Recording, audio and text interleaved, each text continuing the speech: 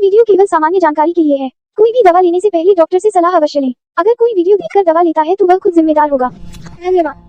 Hello दोस्तों, आज हम लोग बात करेंगे मसूड़ों से खून आने के बेस्ट इलाज के बारे में। ठीक है, तो जैसा कि हम इस डायग्राम में देख सकते हैं कि जो दांतों में से जो ब्लीडिंग आ रही है, ठीक है, जो मसूड़ों में जो सूजन हो रखा है, ठीक है, ये प्रॉब्लम बहुत सारे लोगों में अपने को देखने को मिलती है, जिस वजह से कई बार क्या होता है, उनको मसूड़ों से बहुत ज्यादा खून बहने लगता है। तो इसके बेस्ट इलाज के बारे में आज हम लोग यहाँ पे बात करने वाले हैं कि किस तरीके से कैसे उसका मैनेजमेंट करना है, कैसे उसको ट्रीटमेंट देना है। ठीक है, तो सबसे पहले अगर अपन बात करते हैं मसूड़ों में खून आने के बारे में, तो सबसे पहले अपन देखते हैं उसके लक्षण कि क्या क्या साथ में और लक्षण अपने को देखने को मिलते हैं। ठीक है, तो सबसे पहले अपन देखते हैं ब्लीडिंग। ठीक है, अब ब्लीडिंग अपने को कब कब देखने को मिलती है, जब अपन ब्रश करते हैं। ठीक है, तो कई बार होता है कि ब्रशिंग के साथ में क्या होता है, ब्लड आने लगता है। ठीक है, या फिर जो फ्लोसिंग जो होती है, मतलब कि जो अगर टीथ के बीच में गैप्स जो रहता है, उनमें अगर कोई फूड पार्टिकल फंस जाता है, तो उसकी क्लीनिंग के दौरान अगर जैसे अपन टूथपिक से कर सकते हैं, किसी धागे से, इस प्रकार से जब अपन फ्लोसिंग या उसकी क्लीनिंग करते हैं, तब उसमें से ब्लड आने के चांसेस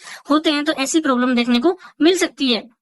उसके बाद में सेकंड नंबर पे जो लक्षण आता है वो है रेड एंड स्वेलन गम। ठीक है, जो ये गम जो है, जो ये मसूड़ा जो है, यहाँ पे आप देख सकते हैं रेड रेड हो रखा है और उसमें स्वेलिंग मतलब कि सूजन आ रखी है।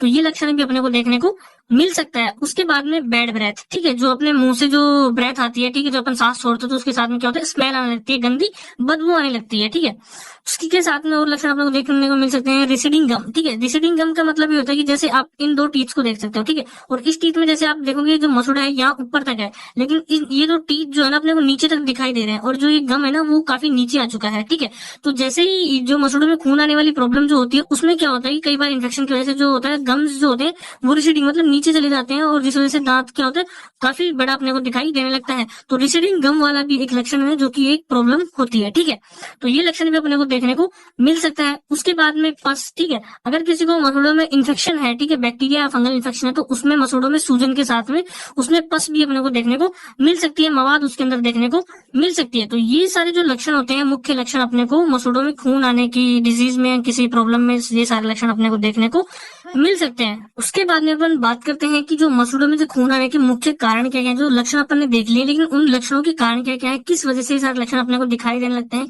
किस वजह से मसूड़ों में खून आने लगता है। तो सबसे पहले जो डिजीज होती है वो है जिंजीवाइटिस। जिंजीवाइटिस का आप यहाँ पे देख सकते हैं, ये एक आप हेल्दी गम आपको दिख रखे हैं। ठीक है, हेल्दी मसूड़े जो है वो आपको दिख रहे हैं, और यहाँ पे जिंजीवाइटिस। ठीक है, जो मसूड़ों में जो स्वेलिंग हो रखी है, सूजन जो आ रखा है, ठीक है, उसको बोलते हैं जिंजीवाइटिस। ठीक है, तो ये एक कारण हो सकता है, जो जिंजीवाइटिस वाली डिजीज है, उस वजह से मसूड़ों में खून आ सकता है। ठीक है, उसके बाद में हार्ड ब्रशिंग। ठीक है, कई बार अपन क्या करते हैं, ब्रश के दौरान अपन कोई हार्ड ब्रश अगर यूज कर लेते हैं, तो उसके एक्स्ट्रा जो मतलब कि जो घर्षण जो उसमें होता है, ठीक है, एब्रेशन की वजह से क्या होता है, उसमें कई बार ब्लीडिंग के चांसेस हो सकते हैं। तो उस वजह से भी अपने हार्ड ब्रशिंग की वजह से भी मसूड़ों में खून देखने को मिलता है।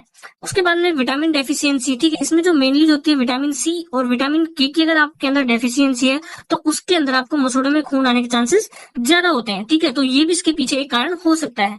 फोर्थ नंबर पे आता है इन्फेक्शन। इन्फेक्शन में अभी यहाँ पे अपन इस डायग्राम को समझ सकते हैं, जैसे एक हेल्दी गम और टीथ है। ठीक है, यहाँ पे क्या हुआ, इसमें जो ये टार्टर जमा हो गया, ठीक है, जिसको अपन कैलकुलस बोलते हैं, जो ये प्लाक जो यहाँ पे जमा हो गया, इसमें आप डायग्राम में देख सकते हैं। तो ये आसपास में इसके सूजन भी है, तो ये जिंजीवाइटिस डिजीज है। अगर ये सीवियर हो जाती है, तो ये पेरियोडोंटाइटिस में चेंज हो सकती है, और एडवांस पेरियोडोंटाइटिस में भी चेंज हो सकती है, जिसमें यहाँ पे आप देख सकते हैं मसूड़े और टीथ में कितना गैप आ चुका है, काफी लूज हो चुका है।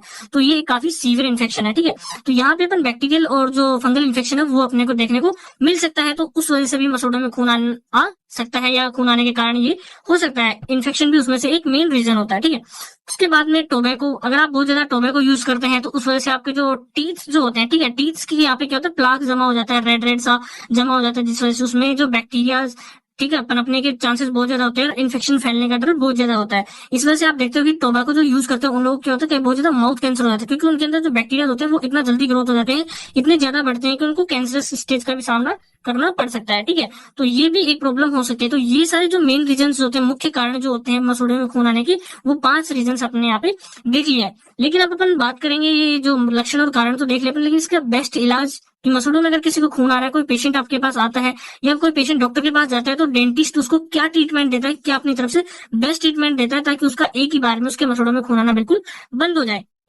तो सबसे पहले उसको बोलता है डेंटल हाइजीन मेंटेन करने का, ठीक है, जो साफ सफाई होती है उसको मेंटेन करने का, जिसके अंदर 8 स्टेप मैं आपको बता दूं। हेल्दी फूड आपको खाना है, जिसके अंदर विटामिन सी और विटामिन के की जो भरपूर मात्रा अगर मिलती हो जिस खाने में, वो आपको खाना होता है, ठीक है। रेगुलर आपको हर 6 महीने में आपको डेंटिस्ट के पास चेकअप करवाना होता है, ठीक है।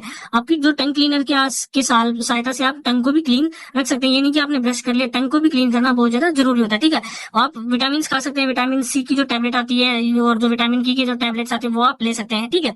डेंटल फ्लोस जो आते हैं, जो कि अगर दो दांतों में बीच में गैप है तो आप उसको, जो फूड पार्टिकल्स अंदर फंसे हुए हैं उनको साफ करने के लिए आप उनका यूज, डेंटल फ्लोस का यूज कर सकते हैं। स्मोकिंग बिल्कुल भी नहीं करना है, कंटिन्यूअसली आपको रेगुलर आपको ब्रश करना है, ठीक है। और आपको ज्यादा गर्म चीजें भी नहीं पीनी होती, जैसे हॉट कॉफी और हॉट चाय अगर आप ज्यादा गर्म पीते हैं उस वजह से क्या होता है, सेंसिटिविटी के चांसेस बहुत ज्यादा होते हैं, तो उस वजह से भी आपको मसूड़ों में खून आ सकते हैं। तो ये चीजें आपको नहीं करनी है, डेंटल हाइजीन को आपको बहुत ज्यादा मेंटेन रखना होता है। उसके बाद में सेकंड नंबर पे है गम मसाज, ठीक है। जैसे अपनी जो अपन खाना खाने के बाद में जो अपने मसूड़े होते हैं उनमें कई बार क्या होता है, फूड पार्टिकल्स इकट्ठा हो जाते हैं, जमा हो जाते हैं, तो अपन अंगुली की हेल्प से इधर से और इधर से ऐसे करके मसाज करके अपन उन फूड पार्टिकल्स को निकाल सकते हैं। जैसे अपन कुल्ला करते हैं तो उसी दौरान आप अंगुली की हेल्प से गम मसाज कर सकते हैं, जिससे कि फंसे हुए फूड पार्टिकल्स बाहर निकल जाए, ठीक है। तो ये ओरल हाइजीन जो होती है, डेंटल हाइजीन, वो मेंटेन करना बहुत ज्यादा जरूरी है, ठीक है। लेकिन अब किसी को अगर खून आ रखे हैं, ठीक है, खून आते हैं, तो अभी उसको क्या मेडिसिनल ट्रीटमेंट दिया जाता है उसके बारे में हम यहाँ पे बात करते हैं। तो सबसे पहले अपन बात करते हैं गम पेंट, जिसके अंदर अपन यूज करने वाले सेंसोफॉर्म, ठीक है। सेंसोफॉर्म गम पेंट यहाँ पे यूज करते हैं। जो ये जो सेंसोफॉर्म गम पेंट है, इसको ना बहुत ज्यादा जो बैक्टीरियल इन्फेक्शन जो होते हैं, ठीक है, दांत के अंदर, या फिर जो प्लाक जो जमा हो जाता है यहाँ पे दांत के ऊपर, जो प्लाक जमा हो जाता है, ठीक है, जिंजिवाइटिस, ठीक है, उसकी स्वेलिंग को कम करने के लिए, ठीक है, और जो बैक्टीरियाज होते हैं वहां पे उनकी ग्रोथ को कम करने के लिए इसको यूज किया जाता है। और उसकी जो दांतों में सेंसिटिविटी होती है, गर्म ठंडे की जो सेंसिटिविटी होती है, उसको भी रिड्यूस करने के लिए इसको यूज किया जाता है। तो गम पेंट को एक बार सुबह और एक बार शाम को अपने को यूज करना होता है। दांतों के ऊपर जो गम्स जो होते हैं, जहाँ पे स्वेलिंग वगैरह है, तो वहां पे लगाना होता है। आप फिंगर की हेल्प से भी उसको लगा सकते हैं, ठीक है।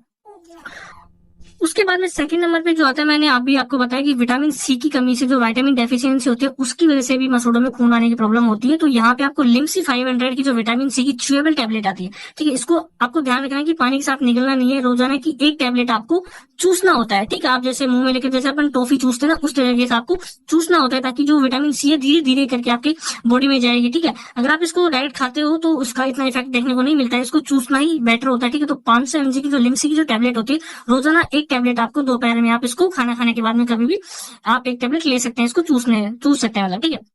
उसके बाद में थर्ड नंबर पे जो आती है जो टैबलेट, अगर जो उसको ब्लीडिंग आ रखी है, ठीक है, अगर ब्लीडिंग हो रही है तो उसको ब्लीडिंग को एक्यूट ब्लीडिंग को रोकने के लिए अपने को जो एंटी हिमेटिक जो ड्रग होती है, ठीक है, उनका यूज करना पड़ता है, ठीक है, जो कि ब्लड के फ्लो को रोकती है। तो इथाम जो सिप्ला की जो टैबलेट होती है, जिसके अंदर होता है इटामसाइलेट, ठीक है, इटामसाइलेट 500 mg की जो टैबलेट होती है उसको यूज करना होता है, ताकि जो ब्लीडिंग जो अपने दांतों के बीच में से आ रही है उसको रोका जा सके, ठीक है। तो इस टैबलेट को अपन एक टैबलेट सुबह और एक टैबलेट शाम को खाना खाने के बाद में यूज करते हैं, ठीक है। अगर किसी को मान लेते इन्फेक्शन वगैरह नहीं है, जैसे मसूड़ों में सूजन नहीं है, ठीक है, मसूड़ों में कोई इन्फेक्शन नहीं है, स्वेलिंग नहीं है, लेकिन फिर भी उसके मसूड़ों में से ब्लीडिंग आ रही है, तो आप अगर इतना ट्रीटमेंट उसको देते हो तो वो कम्प्लीटली ठीक हो जाता है, क्योंकि उसके अंदर हो सकता है वाइटामिन की कमी से, है ना, और जो सेंसिटिविटी वगैरह है जो अपने गम पेंट दिए उससे वो ठीक हो जाता है। लेकिन अगर उसके हो सकता है कि उसको गम के अंदर मतलब कि जो स्वेलिंग हो रखी है, ठीक है, इन्फेक्शन भी हो सकता है, तो उसके लिए आपको फर्दर ट्रीटमेंट क्या देना है, आपको ये ट्रीटमेंट तो देना है, लेकिन साथ में और चीजें आपको क्या देने की जरूरत पड़ती है, ठीक है। उसके बाद में फोर्थ नंबर पे, अगर उसके अंदर इन्फेक्शन है, ठीक है, मसूड़ा फूला हुआ है, ठीक है, उसके अंदर पस अगर क्रिएट हो रखी है, ठीक है, इन्फेक्शन अगर आपको लगता है कि उसके अंदर इन्फेक्शन हो रखा है, तो आपको टैबलेट, एंटीबायोटिक टैबलेट यूज करने की जरूरत है, जिसके अंदर अपन ऑगमेंटिन ड्यू, ठीक है, जिसके अंदर अमोक्सिसिलिन और कैलोनेट जो आता है उसको 625 mg की जो टैबलेट होती है वो एक टैबलेट सुबह और एक टैबलेट शाम को खाना खाने के बाद में पेशेंट को दी जाती है, ठीक है, ताकि उसका जो इन्फेक्शन होता है या फिर जो आप जो बैक्टीरिया जो जमा है, जो दांत के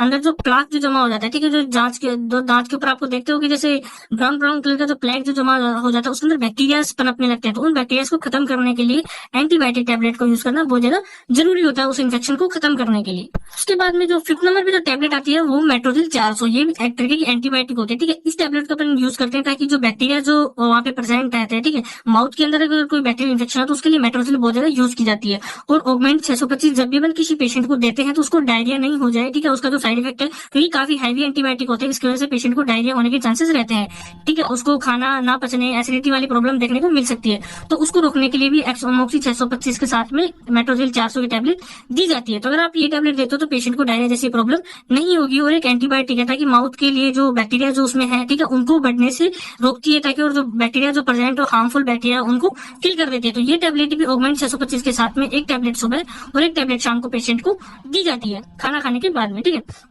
उसके बाद में 6 नंबर पे जो टैबलेट आती है, ठीक है, अगर मसूड़ों में जो स्वेलिंग है, ठीक है, जो मसूड़े हैं यहाँ पे स्वेलिंग है, वहाँ पे सूजन जो आ रखी है और दर्द हो रखा है, ठीक है, पेशेंट को स्वेलिंग है तो हो सकता है जो ब्लीडिंग आती है उसके साथ में पेशेंट को दर्द भी हो सकता है। अगर उसको कंटिन्यूअसली दर्द रहता है तो जीरोडोल एसपी की टैबलेट, ठीक है, एसिक्लोफेनेक इसके अंदर जो क्या है वो दर्द को खत्म कर देगा। पैरासीटामोल जो है और एसिक्लोफेनेक दर्द और बुखार दोनों को खत्म करते हैं, दर्द की वजह से वो फीवर भी नहीं आने देते। और जो सेरोपेप्टाइड है वो स्वेलिंग जो उसके अंदर हो रखी है उस स्वेलिंग को कम करता है, ताकि पेशेंट का जो मसूड़ा जो सूजन है वो बिल्कुल खत्म हो जाए। तो जीरोडोल एसपी की टैबलेट सुबह और शाम एक एक टैबलेट पेशेंट को दी जाती है, ठीक है। तो अगर आप इतना इसको ये देते हो तो उसका पेशेंट को क्या है, मसूड़े में बिल्कुल भी दर्द नहीं होता है, ठीक है। तो ये इतना ट्रीटमेंट आपको देना होता है। उसके बाद में मैं बात करूं कि जो माउथ वॉश जो होता है, एंटीसेप्टिक माउथ वॉश यहाँ पे आपको यूज करना है, जिसके अंदर क्लोरहेक्सिडिन जो प्रेजेंट होता है वो माउथ वॉश आप ले सकते हैं, ठीक है। तो ये माउथ वॉश आपको यूज करना है जैसे ही आप खाना खाते हैं, ठीक है, या खाना खाने से पहले और खाना खाने के बाद में आपको ब्रश करने के साथ में माउथ वॉश को दिन में 2 या 3 बार आप उसको यूज करेंगे, सुबह, दोपहर